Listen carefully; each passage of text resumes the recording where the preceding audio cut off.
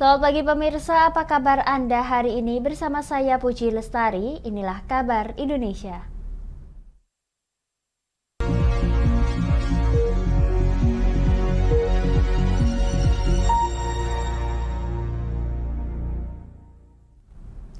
Pemirsa, Menteri Koordinator Bidang Pembangunan Manusia dan Kebudayaan Muhadjir Effendi mengadakan rapat tingkat menteri di Jakarta Rabu 9 Agustus. Rapat tersebut membahas tindak lanjut penanganan dampak bencana kekeringan yang terjadi di Papua Tengah.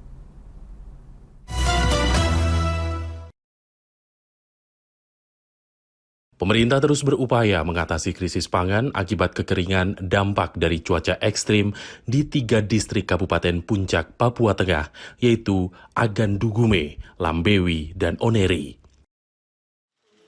Menteri Koordinator Bidang Pembangunan Manusia dan Kebudayaan Muhadjir Effendi mengadakan rapat tingkat menteri pada Rabu 9 Agustus untuk membahas lanjutan penanganan dampak bencana kekeringan.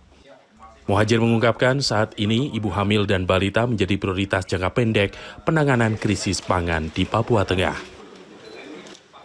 Untuk jangka pendek itu memastikan kebutuhan pangan, obat-obatan, dan pelayanan dasar, infrastruktur dasar di 3 distrik ini terpenuhi, termasuk penanganan masalah ibu yang sedang hamil, ibu menyusui maupun balita.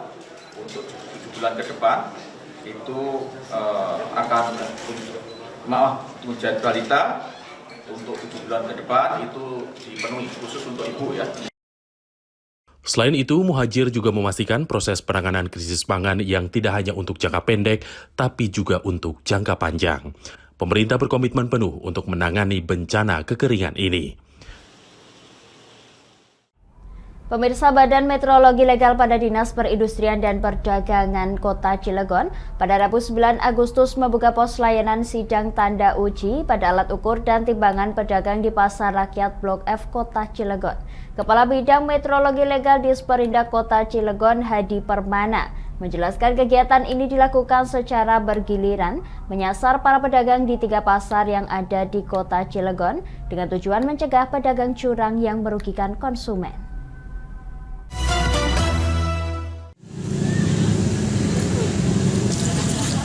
Mencegah adanya pedagang curang dengan cara mengakali timbangan, Badan Meteorologi Legal pada Dinas Perindustrian dan Perdagangan Disperindak Kota Cilegon, Banten, Rabu 9 Agustus membuka pos layanan sidang uji pada alat ukur atau teraulang alat ukur dan timbangan kepada para pedagang di Pasar Rakyat Blok F Kota Cilegon.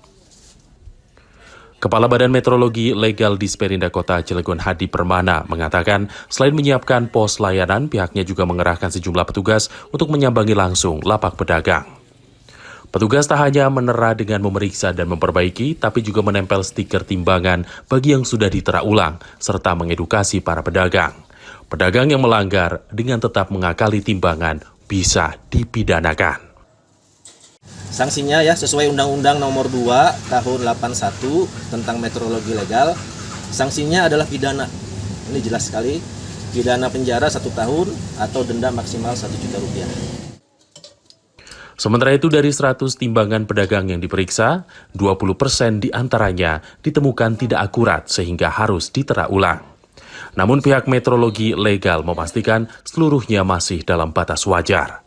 Kegiatan tera ulang di Pasar Rakyat Blok F dijadwalkan berlangsung selama 1 minggu.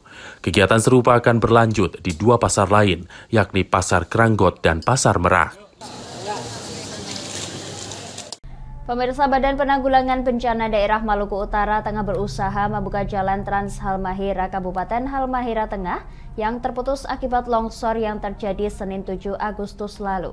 Kepala BPBD Malut Happy Valting Rabu kemarin telah berkoordinasi dengan Balai Jalan dan Jembatan Wilayah Maluku dan Maluku Utara untuk segera membangun kembali.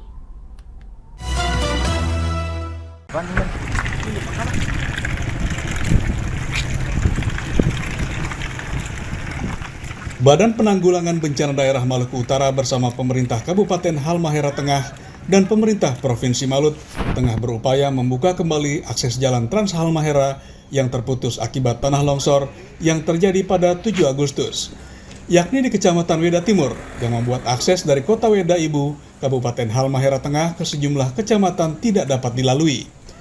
Pihaknya seperti disampaikan Kepala BPBD Malut, Fehbi Alting dalam keterangan video yang diterima Antara pada 9 Agustus telah berkoordinasi dengan Balai Jalan dan Jembatan Wilayah Maluku dan Maluku Utara, di mana mereka bersama melakukan penanganan, sehingga diharapkan aktivitas masyarakat maupun pengiriman logistik di kawasan itu dapat kembali normal. Mereka telah berada di lokasi dalam rangka untuk penanganan darurat, sehingga akses yang sudah kurun waktu 3 hari sampai hari ini, kemudian itu akses bisa diharapkan teman-teman dari balai bisa melakukan sehingga aktivitas masyarakat itu bisa kembali pulih seperti biasa. Longsor sendiri terjadi ketika hujan dengan intensitas tinggi terjadi pada hari Senin, sehingga menyebabkan banjir di Weda Timur, selain juga mengakibatkan tanah longsor di Jalan Trans Halmahera. Kondisi itu membuat ratusan warga mengungsi walaupun tidak menimbulkan korban jiwa. Kami akan jeda sejenak pemirsa, tetap bersama kami di Kabar Indonesia.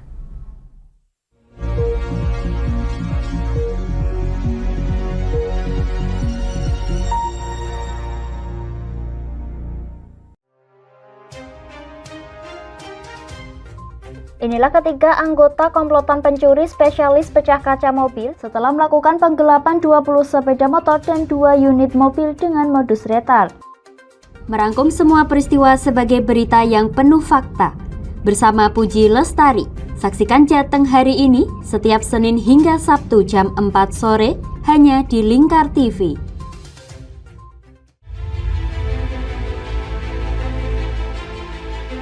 Memberikan pinjaman uang kepada saya dengan bunga 8% per bulan.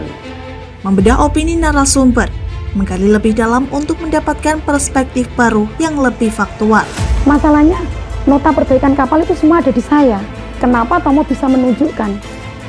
Demi mendapatkan informasi yang solutif dan terpercaya dalam Bedah Opini. Setiap Rabu jam 11 siang hanya di Lingkar TV.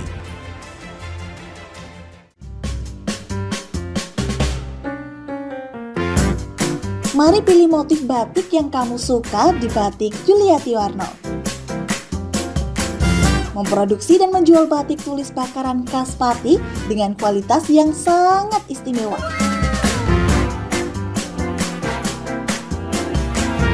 Cocok buat oleh-oleh, seserahan, bahkan untuk baju nikahan loh. Menyediakan berbagai motif mulai dari batik klasik sampai batik modern. Ayo borong segera Batik Yuliati Warno. Anda bisa melihat proses produksi batik secara langsung di rumah produksi kami loh. Alamatnya ada di Desa Langenharjo, RT 7 RW 3, Jalan Juwana Tayu, Kilometer 3, Kecamatan Juwana, Kabupaten Pati, Jawa Tengah. Atau Anda bisa menghubungi nomor telepon kami di 081 326 693 300. Ayo datang dan pilih motifmu segera.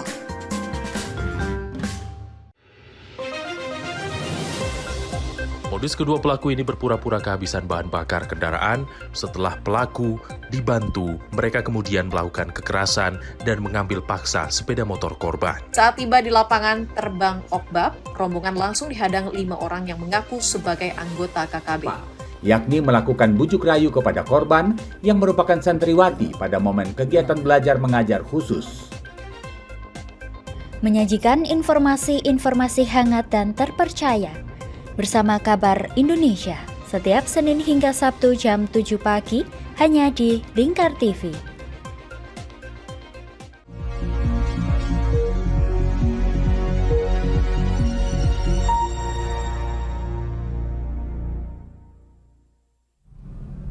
Anda masih menyaksikan Kabar Indonesia pemirsa. Menteri Hukum dan Hak Asasi Manusia Yasona Lauli akan melanjutkan perkara cuitan penghinaan Marga Lauli yang dilakukan oleh Rocky Gerung. Hingga kini kasus yang pernah dilaporkan ke Polda Metro Jaya pada 2022 lalu belum ada kelanjutannya. Assalamualaikum warahmatullahi wabarakatuh. Om Swastiastu, Namo Buddhaya. Menteri Hukum dan HAM Yasona Lauli mengingatkan masyarakat untuk berhati-hati dalam menyuarakan kebebasan berpendapat. Terlebih, sebelumnya pengamat politik Rocky Gerung juga menyalahgunakan kebebasan bersuara itu dengan pernyataan bernada penghinaan kepada Presiden. Hal tersebut diungkapkan saat sosialisasi Undang-Undang Nomor 1 Tahun 2023 tentang Kitab Undang-Undang Hukum Pidana KUHP Rabu 9 Agustus di kawasan Seminyak, Kabupaten Badung, Bali. Dalam kegiatan tersebut, Yasona mengungkit kembali perkara cuitan Rocky yang dinilai menghina masyarakat Nias. Yasona menilai cuitan Rocky di media sosial Twitter yang menyebutnya punya anjing bernama Lauli sangat menghina masyarakat Nias bermarga Lauli. Bukan hanya pribadi itu, Lauli itu marga di Nias. Menyangkut puluhan ribu marga Lauli. Dan di kampung kami itu menyamakan seseorang dengan anjing itu sangat kasar sekali. Sangat kasar sekali. Kami tidak terima. Sebelumnya pada tahun 2020, sejumlah masyarakat yang tergabung dalam Himpunan Masyarakat Nias Indonesia atau HIMNI telah melaporkan pengamat politik tersebut ke Polda Metro Jaya, namun hingga kini belum ada respon. Pemirsa, Kementerian Pendidikan, Kebudayaan, Riset, dan Teknologi atau Kemendikbudristek bertekad untuk menjadikan Indonesia sebagai pionir dalam kolaborasi perguruan tinggi di kawasan ASEAN, salah satunya dengan menjadikan ASEAN Higher Education Conference yang dibuka di IPB University Bogor, Jawa Barat sebagai ajang untuk membangun pertukaran mahasiswa.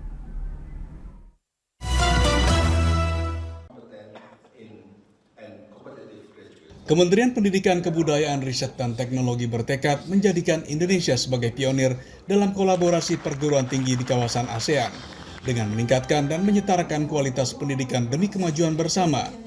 Untuk itu, seperti dikatakan pelaksana tugas Direktur Jenderal Pendidikan Tinggi, Riset, dan Teknologi Kemdikbudristek Nizam di IPB University Bogor, Jawa Barat pada 9 Agustus, pihaknya memanfaatkan Ambassador Town Hall Meeting ASEAN Higher Education Conference atau AHEC, di mana perhelatan pendidikan tinggi itu diproyeksikan mampu membangun kolaborasi pendidikan tinggi di ASEAN melalui program Student Mobility, pertukaran mahasiswa. Indonesia yang menjadi ketua ASEAN saat ini jelasnya telah mengirimkan ratusan mahasiswa melalui program Kampus Merdeka ke kampus-kampus di ASEAN, sehingga apabila diikuti yang lain, maka mobilitas kualitas dan pengalaman mahasiswa akan terbangun. Karena melalui mobility tersebut akan membangun persahabatan, akan membangun persaudaraan, akan terjadi people-to-people connection, ya itu akan menjadi yang nanti mereka ini kan menjadi pemimpin masa depan. Kita juga sedang mempersiapkan banyak, tidak hanya ASEAN, tapi juga dengan New Zealand, dengan Korea, dengan yang sudah berjalan adalah dengan Thailand dan juga Perancis. Ya. Jadi sekarang sedang mempersiapkan untuk ke New Zealand dan juga untuk Korea Selatan. AHEC menghadirkan 100 universitas di Asia Tenggara dengan 2.500 delegasi, di mana dalam Ambassador Town Hall Meeting menghadirkan berbagai narasumber, di antaranya Direktur Perkumpulan Menteri Pendidikan se-Asia Tenggara, Datuk Habibah Abdul Rahim, dan perwakilan tetap Indonesia untuk ASEAN, MI Dery Arman. Kami akan jeda sejenak pemirsa, tetap bersama kami di Kabar Indonesia.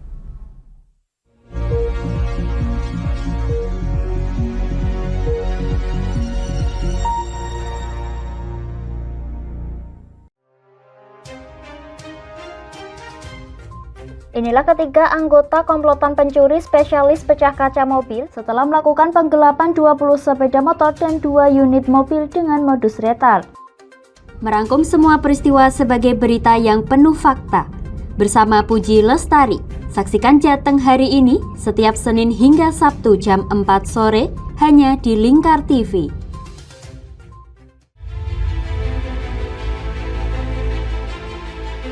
Memberikan pinjaman uang kepada saya dengan bunga 8% per bulan. Membedah opini narasumber, menggali lebih dalam untuk mendapatkan perspektif baru yang lebih faktual. Masalahnya, nota perbaikan kapal itu semua ada di saya. Kenapa Tomo bisa menunjukkan? Demi mendapatkan informasi yang solutif dan terpercaya. Dalam Bedah Opini, setiap Rabu jam 11 siang hanya di Lingkar TV.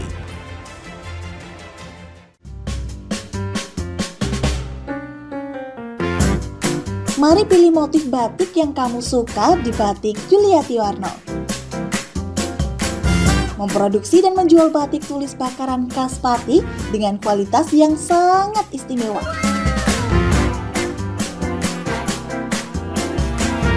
Cocok buat oleh-oleh, seserahan, bahkan untuk baju nikahan loh. Menyediakan berbagai motif mulai dari batik klasik sampai batik modern. Ayo borong segera Batik Yuliati Warno. Anda bisa melihat proses produksi batik secara langsung di rumah produksi kami loh.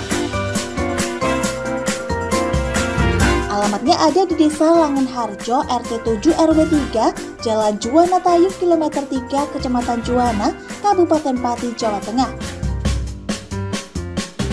Atau Anda bisa menghubungi nomor telepon kami di 081 326 693 300. Ayo datang dan pilih motifmu segera.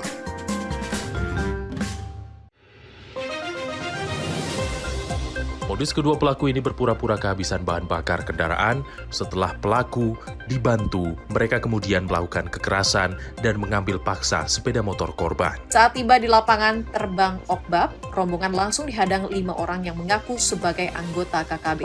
Yakni melakukan bujuk rayu kepada korban yang merupakan santriwati pada momen kegiatan belajar mengajar khusus. Menyajikan informasi-informasi hangat dan terpercaya bersama Kabar Indonesia setiap Senin hingga Sabtu jam 7 pagi hanya di Lingkar TV.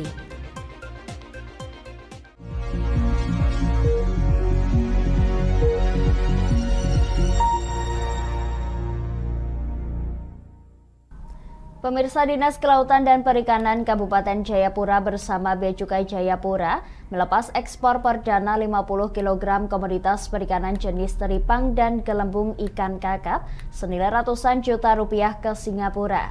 Ekspor tersebut dilakukan oleh pengusaha asli Papua di Bandara Sentani, Jayapura, Papua pada Rabu kemarin.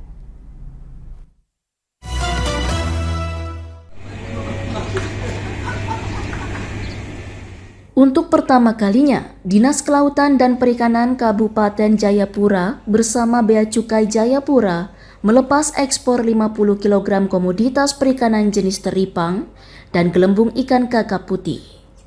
Ekspor komoditas bernilai ratusan juta rupiah ini dilakukan dari Bandara Sentani Jayapura, Papua menuju Singapura.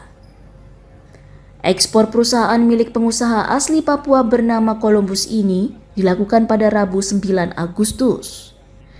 Kadis Kelautan dan Perikanan Kabupaten Jayapura, Rudi Saragih mengatakan, ini merupakan tindak lanjut pertemuan bisnis dengan investor asal Singapura. Hasilnya itulah yang ada sekarang, ya. Walaupun ini sebenarnya kilonya baru puluhan, ya, tetapi nilainya ini adalah ya, sehingga investor mau ambil karena kualitas itu. Nah, itu selanjutnya adalah harus ada seperti pernyataan tadi bapak-bapak tadi dari DPRD provinsi yang mengkritik itu harus ada selanjutnya dan dia tidak boleh stop, harus terus berlanjut. Sementara itu, Kepala Kantor Bea Cukai Jayapura Adeltus Lolok berharap ekspor perdana menjadi pembuka jalan bagi eksportir komoditas perikanan lainnya. Yang terkirim hari ini adalah sekitar 50 kg teripang, berbagai jenis teripang asli Papua yang dikeringkan dan juga gelembung ikan kakap putih yang dikirim ke Singapura. Walaupun jumlahnya baru sedikit 50-an kilo, tetapi pengusaha kita sudah memiliki komitmen lain untuk mengirimkan beberapa ratus kilogram lagi minggu depan, dan kita harapkan ini menginspirasi juga pengusaha lainnya untuk bisa melihat ini sebagai potensi. Diketahui pasar internasional memiliki ketertarikan besar terhadap produk Indonesia, terutama hasil perikanan. Pemirsa, sebagai upaya melestarikan warisan budaya, Dinas Kebudayaan dan Pariwisata Provinsi Jambi menggelar pameran koleksi batik motif kuno di Museum Siginjai Jambi. Dalam pameran tersebut ada 26 koleksi batik kuno Jambi yang akan ditampilkan.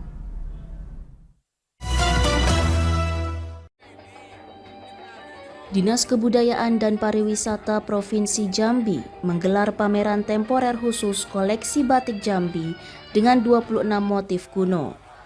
Pameran batik-batik langka tersebut digelar pada 9 hingga 15 Agustus. Kepala Dinas Kebudayaan dan Pariwisata Provinsi Jambi Imron Rosadi usai membuka pameran pada Rabu 9 Agustus menjelaskan, pameran temporer dimaksudkan untuk melestarikan warisan budaya berkelanjutan, di mana sasarannya adalah para generasi muda. Imron menjelaskan batik dengan motif kuno berusia ratusan tahun itu memiliki filosofi mendalam. Motif merak misalnya, memiliki makna orang tua harus mengayomi anak-anaknya. Hal-hal seperti itu mungkin belum tersosialisasi dengan baik pada masyarakat, apa sih sebenarnya makna ataupun pesan dari motif yang diinikan di batik ini. Nah, yang kita takutkan lagi generasi-generasi muda ini malahan blank sama sekali terkait dengan makna-makna motif daripada batik Jambi ini. Padahal filosofi dalam dan cukup bagus. Adapun dari 26 motif batik kuno itu yang masih dibuat oleh pembatik Jambi saat ini, diantaranya motif angso 2, motif melati, motif merak, motif durian pecah, dan motif kapal sanggat.